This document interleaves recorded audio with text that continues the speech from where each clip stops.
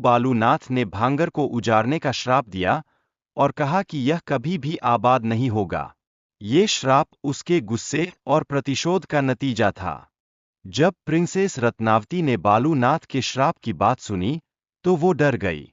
उसकी कहानी भांगर के इतिहास और उसके दुखद अंत की कहानी बयां करती है।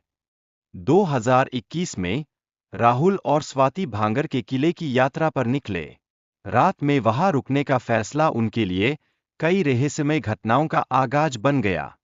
स्वाति राहुल से डर गई थी और उसकी मंशा पर शक करने लगी। उसकी सुरक्षा को लेकर स्वाति की चिंता लगातार बढ़ती जा रही थी। राहुल के मन में एक पेंटिंग को सच में बदलने का जुनून था। वो अपनी प्रेमिका स्वाति को बलिदान देने के लिए तैयार था। यक्षिनी की उपस्थिति ने हालात को और भी तनावपूर्ण बना दिया। स्वाति अपनी जान बचाने के लिए संघर्ष कर रही थी और राहुल उसे बलिदान देने के लिए प्रेरित कर रहा था। जब रत्नावती ने राहुल को देखा, उसकी सुंदरता पर वो चकित रह गई। राहुल ने उसे बताया कि वो 350 साल बाद का है और उसके बारे में सब कुछ जानता है। राहुल ने रत्नावती को बताया कि आज के समय में पानी की आपूर्ति और यात्रा के साधन कैसे बदल गए हैं। ये सुनकर रत्नावती आश्चर्यचकित रह गई। रत्नावती ने राहुल से अपनी त्वचा की समस्या के बारे में पूछा, जिससे ये भी पता चलता है कि समय के साथ उसकी स्थिति कैसे बदल गई है। राहुल ने उसे भरोसा दिलाया कि वो सब कुछ बताएगा।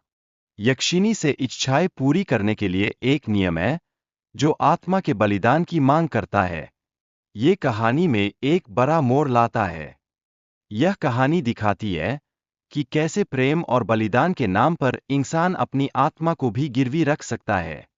ये एक गहरी चेतावनी है। राजकुमारी रत्नावती की खूबसूरती के साथ साथ उसकी त्वचा की बीमारी भी उसके जीवन का एक अहम हिस्सा है। इस बीमारी के चलते उसका जीवन काफी प्रभावित होता है।